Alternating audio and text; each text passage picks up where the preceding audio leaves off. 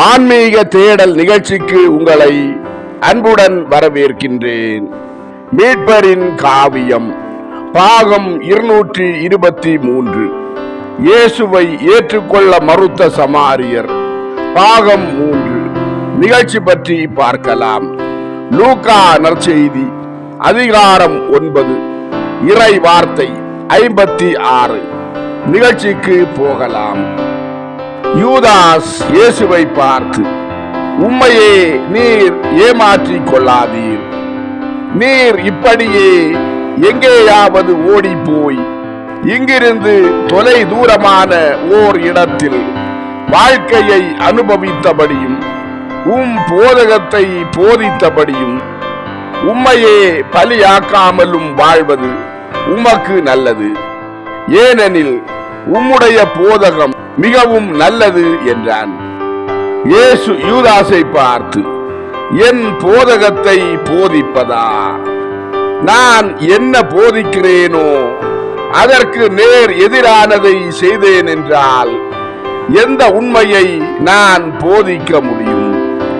கடவுளுடைய சித்தத்திற்கு கீழ்ப்படியும்படி போதித்துவிட்டு நான் அதற்கு கீழ்ப்படியாமல் இருந்தாலும், மனிதரை நேசிக்கும்படி போதித்து விட்டு நான் அவர்களை நேசியாமல் இருந்தாலும், உடலையும் உலகத்தையும் துறந்து விடும்படி போதித்து விட்டு உடலையும் உலக மகிமைகளையும் நேசித்தாலும், துர்மாதிரிகை விளைவிக்க வேண்டாம் என்று போதித்து விட்டு மனிதருக்கு மட்டுமின்றி சம்மனசுகளுக்கும் கூட துர்மாதிரிகையாக இருந்தேன் என்றாலும், இன்னும் இதுபோல பலவற்றையும் நான் செய்தாலும் நான் எவ்வளவு மோசமான குருவாக இருப்பேன். சரியாக இப்போது சாத்தான் உன் வழியாக பேசிக் கொண்டிருக்கிறான். எப்ராஹீமில் அவன் பேசியது போல என்னை நிலைகுலைய செய்யும்படி உன் வழியாக அவன் அநேக தடவைகள் பேசியது போலவும் செயல்பட்டது போலவும் உன் வழியாக நிறைவேற்றப்பட்ட சாத்தானின் இத்தகைய செயல்கள் எல்லாவற்றையும் நான் அறிந்திருக்கிறேன். ஆனாலும் நான் உன்னை வெறுக்கவில்லை, உன்னை பற்றி நான் சோர்ந்து போகவில்லை. ஆனால் நான் வருந்தினேன், அளவற்ற விதமாக வருந்தினேன். தன் மகனின் மரணத்திற்கு காரணமாக இருக்க போகிற நோய் வளர்ச்சி அடைவதை கவனிக்கிற ஒரு தாயை போல உன்னில் தீமையின் முன்னேற்றத்தை நான் கவனித்து வந்திருக்கிறேன். தன் நோயாளியான மகனுக்காக மருந்துகளை கண்டுபிடிக்க தன்னால் முடியும் என்றால், எதை பற்றியும் வருந்தாமல் இருக்கிற ஒரு தந்தையை போல உன்னை ரட்சிப்பதற்காக நான் எது பற்றியும் வருந்தவில்லை. அருவருப்பையும் கோபத்தையும் கசப்பையும் மன சோர்வையும் நான் மேற்கொண்டேன்.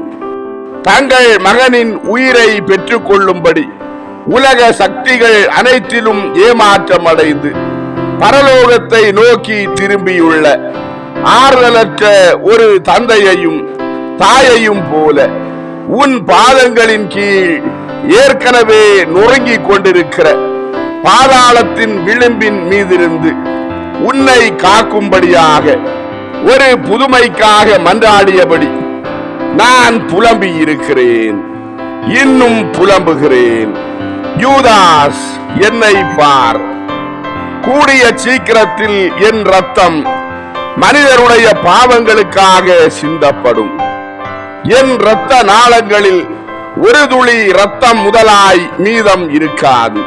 பூமியின் மண் கட்டிகளும் புல்லும் என்னை வதைப்போரின் ஆடைகளும் என் ஆடைகளும் மரமும் இரும்பும் கயிறுகளும் நாபாக்கா முட்களும் இரட்சணியத்துக்காக காத்து கொண்டிருக்கிற ஆத்துமங்களும் என் இரத்தத்தை பருகும்.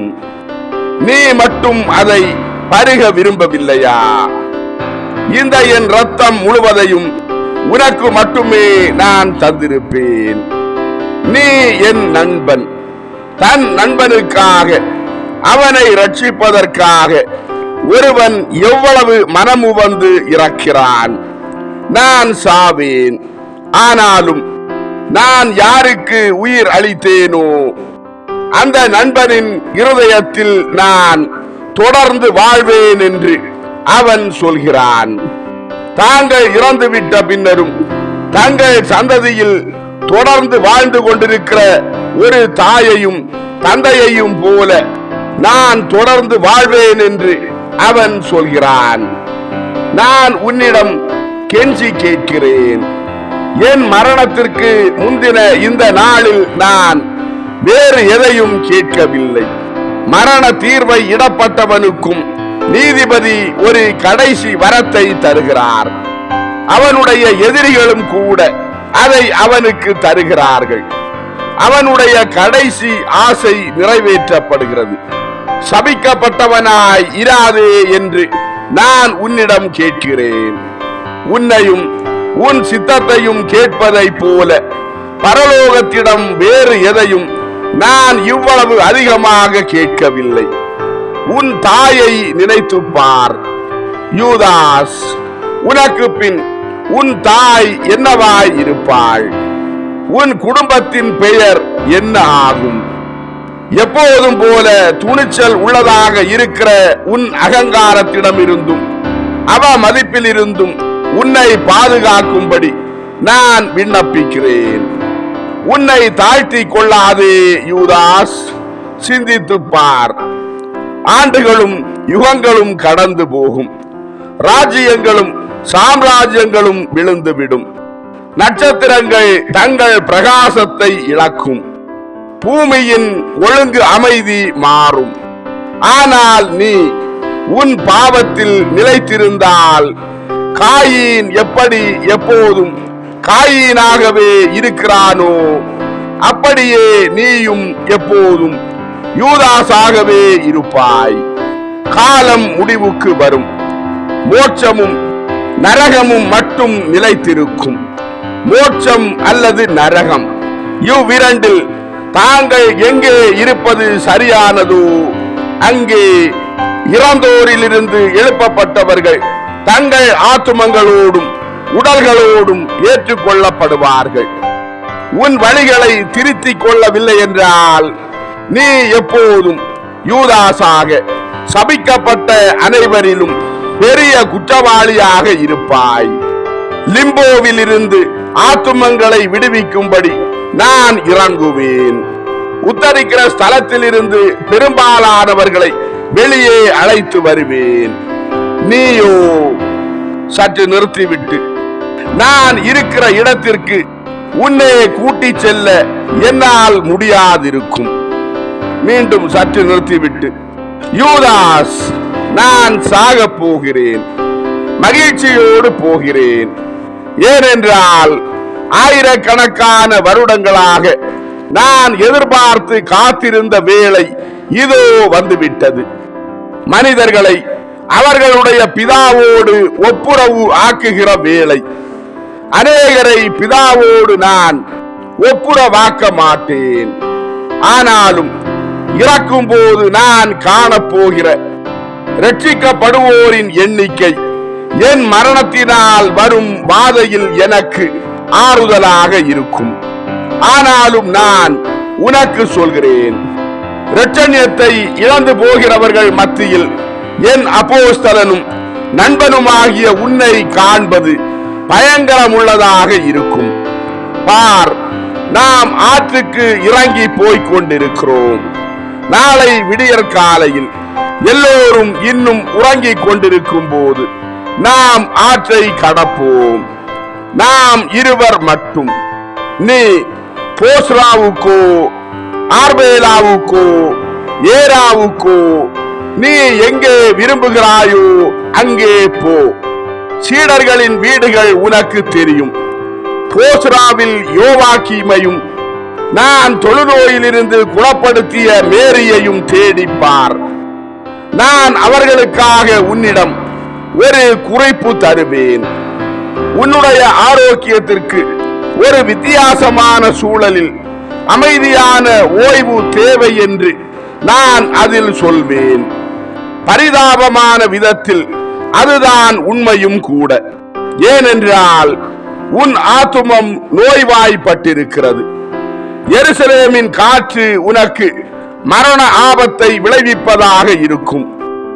ஆனால் உன் உடல் நோய்வாய்ப்பட்டிருப்பதாகவே அவர்கள் நினைப்பார்கள். நான் வந்து உன்னை அழைத்து செல்லும் வரை அங்கேயே இரு.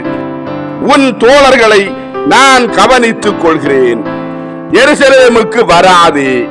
பார்த்தாயா, பெண்களுக்குள் அதிக பலமுள்ளவர்களையும் தாய்மாராக இருப்பதால் தங்கள் மகன்களுக்கு அருகில் இருக்க உரிமை உள்ளவர்களாய் இருக்கிற பெண்களையும் தவிர வேறு யாரும் வருவதை நான் விரும்பவில்லை என்றார்.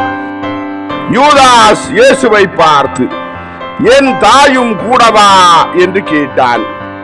இயேசு யூதாஸை பார்த்து, இல்லை, மேரி எருசலேமில் இருக்க மாட்டாள் என்றார்.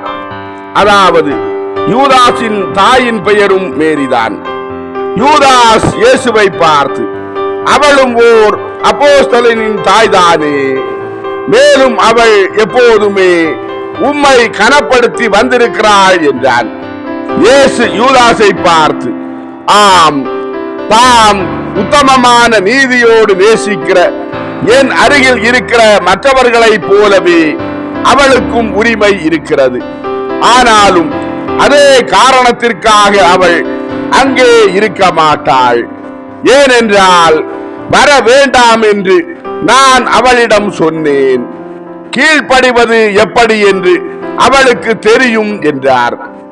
யூதாஸ் இயேசுவை பார்த்து, அவள் ஏன் அங்கே இருக்க கூடாது? உம் சகோதரர்களின் தாயிடமிருந்தும் செபதேயுவின் மகன்களுடைய தாயிடமிருந்தும் அவள் எதில் வேறுபடுகிறாள் என்று கேட்டான். இயேசு யூதாஸை பார்த்து, உன்னில்தான். நான் ஏன் இதை சொல்கிறேன் என்பது உனக்கு தெரியும். ஆனாலும் நான் சொல்வதை கேட்டு நீ போஸ்ராவுக்கு போனால் நான் உன் அம்மாவுக்கு செய்தி அனுப்பி அவளை உன்னிடம் வர செய்வேன். அவள் மிக நல்லவளாக இருப்பதால் நீ குணம் அடைவதில் உனக்கு அவள் உதவலாம். என்னை நம்பு. எந்த வரம்புமின்றி உன்னை இப்படி நேசிப்பவர்கள் நாங்கள் மட்டும்தான். மோட்சத்தில் உன்னை நேசிக்கிற, உன்னை பார்த்து கொண்டிருக்கிற மூவர் இருக்கிறார்கள், பிதா, சுதன், பரிசுத்த ஆவி. இவர்கள் உன்னை பார்த்து கொண்டிருக்கிறார்கள். இரட்சணியத்தின் அணிகலனாகவும் பாதாளத்தில் நின்று பிடுங்கி எடுக்கப்பட்ட மிகப்பெரிய இரையாகவும் உன்னை ஆக்கும்படி இவர்கள் உன் முடிவுக்காக காத்து கொண்டிருக்கிறார்கள். பூலோகத்தில் மூவர் இருக்கிறார்கள், உன் தாயும் என் தாயாரும் நானும். எங்களை மகிழ்ச்சிப்படுத்து யூதாஸ். உன்னை உண்மையான அன்போடு நேசிக்கிறவர்களாகிய மோட்சத்தில் உள்ள எங்களையும் பூமியில் உள்ள எங்களையும் மகிழ்ச்சிப்படுத்து என்றார். யூதாஸ் இயேசுவை பார்த்து, 3 பேர்தான் என்னை நேசிக்கிறார்கள், வேறு யாரும் நேசிக்கவில்லை என்று நீரே சொல்லிவிட்டீர் என்றான். இயேசு யூதாஸை பார்த்து, நாங்கள் நேசிப்பது போல மற்றவர்கள் நேசிப்பதில்லை. ஆனாலும் அவர்களும் உன்னை மிக அதிகமாக நேசிக்கிறார்கள். எலிசா உன்னை காப்பாற்றினாள். மற்றவர்கள் உன்னை பற்றி கவலைப்பட்டார்கள். நீ எங்களிடமிருந்து விலகி இருக்கும் போது நீ எல்லோருடைய இருதயத்திலும் இருக்கிறாய். உன் பெயர் எல்லோருடைய உதடுகளிலும் இருக்கிறது. நீ உன்னை சுற்றி இருக்கிற அன்பு முழுவதையும் அறிந்து கொள்ளவில்லை. உன்னை அடக்கி ஆள்பவன் அதை உன்னிடமிருந்து மறைக்கிறான். என் வார்த்தையை நம்பு என்றார். யூதாஸ் இயேசுவை பார்த்து, நான் உம்மை நம்புகிறேன். உம்மை மகிழ்விக்க நான் முயற்சி செய்வேன். ஆனாலும் நானாகவே இதை செய்ய விரும்புகிறேன். நானேதான் தவறான வழியில் சென்றேன். இப்போது நானேதான் தீமையில் இருந்து விடுபட வேண்டும் என்றான். இயேசு யூதாஸை பார்த்து, கடவுள் மட்டுமே தாமாக எதையும் செய்ய முடியும். உன் சிந்தனை அகங்காரத்தின் சிந்தனையாக இருக்கிறது. அகங்காரத்தின் சாத்தான் இன்னும் இருக்கிறான். தாழ்ச்சி உள்ளவனாய் இரு யூதாஸ். நட்புள்ள விதத்தில் உன்னிடம் நீட்டப்படுகிற இந்த கரத்தை பற்றிக்கொள். உன்னை பாதுகாக்கும்படி திறக்கிற இந்த இருதயத்தில் அடைக்கலம் பெறு. இங்கே என்னோடு இருக்கும் போது சாத்தான் உனக்கு தீங்கு செய்ய முடியாது என்றார். யூதாஸ் இயேசுவை பார்த்து, உம்மோடு இருக்க நான் முயற்சி செய்தேன். நான் கீழே இறங்கிக் கொண்டேதான் வந்திருக்கிறேன். அது பயனற்றது என்றான். இயேசு யூதாஸை பார்த்து, யூதாஸ் யூதாஸ், அப்படி சொல்லாது. கடவுளால் எதையும் செய்ய முடியும். கடவுளோடு உன்னை பிணைத்துக் கொள் என்றார். யூதாஸ் இயேசுவை பார்த்து, பேசாமல் இரும், மற்றவர்கள் கேட்டு விடுவார்கள் என்றான். இயேசு யூதாஸை பார்த்து, மற்றவர்களை பற்றி கவலைப்படுகிற நீ உன் ஆத்துமத்தை பற்றி கவலைப்பட மாட்டாயா? பரிதாபமான யூதாஸ், நான் இன்றிரவு உறங்க மாட்டேன். நான் ஜெபிப்பேன், உனக்காக காத்திருப்பேன். சற்று நிறுத்திவிட்டு, கடவுள் உன் இருதயத்தோடு பேசுவாராக. அவர் சொல்வதை கேள். நான் இதோ இப்போது இருக்கும் இடத்திலேயே ஜெபிக்கும்படி இருந்து கொள்வேன். விடியும் வரை இதை நினைவில் வைத்துக்கொள் என்றார். இயேசுவையும் சீடர்களையும் அழைத்து சென்ற பெண் சற்று தூரத்தில் இருந்த வீட்டுக்குள் தனியாக சென்று மற்றொரு பெண்ணோடு திரும்பி வந்தாள். வந்த பெண் அனைவரையும் வாழ்த்திவிட்டு அவர்களிடம், ஒலிவ தோப்பில் கிளை கழிப்பவர்கள் ஏற்கனவே இங்கே இருப்பதால் என்னிடம் நிறைய அறைகள் இல்லை. ஆனால் ஒரு பெரிய களஞ்சியமும் அதில் நிறைய வைக்கோலும் உள்ளன. பெண்களுக்கு என்னிடம் அறைகள் இருக்கின்றன என்றாள். இயேசு தம்முடன் இருந்தவர்களை பார்த்து, செல்லுங்கள், நான் ஜெபிப்பதற்காக இங்கேயே இருந்து கொள்கிறேன். உங்கள் எல்லோருக்கும் சமாதானம் என்றார். மற்றவர்கள் அங்கிருந்து போகும்போது இயேசு தம் தாயை தடுத்து அவர்களிடம், நான் யூதாசுக்காக ஜெபிப்பதற்காக இங்கே இருந்து கொள்கிறேன் அம்மா. நீங்களும் எனக்கு உதவி செய்வீர்களா என்று கேட்டார். மாதா இயேசுவை பார்த்து, ஆம் மகனே, அவனுடைய நல்ல சித்தம் புத்துயிர் பெற்று வருகிறதா என்று கேட்டார். இயேசு மாதாவை பார்த்து, இல்லை அம்மா, ஆனாலும் நாம் எப்படி செயல்பட வேண்டும் என்றால், சற்று நிறுத்திவிட்டு, பரலோகத்தால் எதையும் செய்ய முடியும்.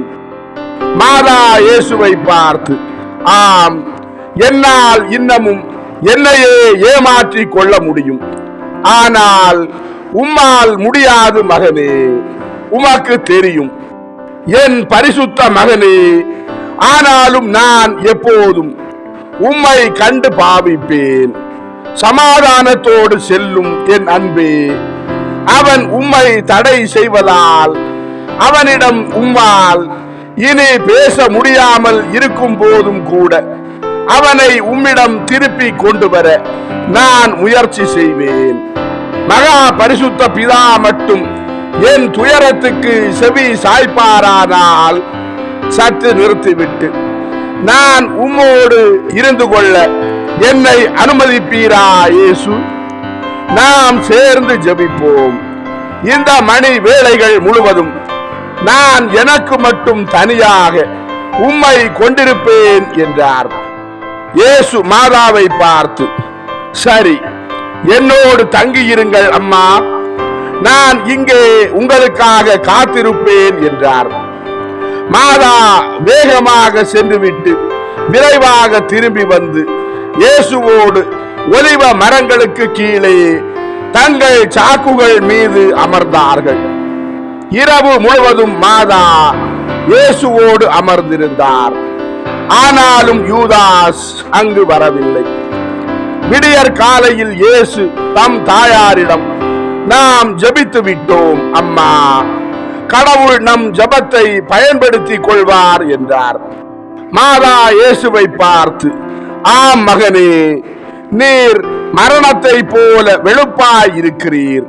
இரவின் போது உம்முடைய உயிரோட்ட தன்மை முழுமையாக உம்மிடமிருந்து வெளியேறி மோட்சத்தின் கதவையும் கடவுளின் நியமங்களையும் அழுத்தி தள்ளி இருக்கிறது என்றார். இயேசு மாதாவை பார்த்து, நீங்களும் வெளிரி இருக்கிறீர்கள் அம்மா, உங்களுடைய கடும் சோர்வு மிக பெரிதாக இருக்கிறது என்றார்.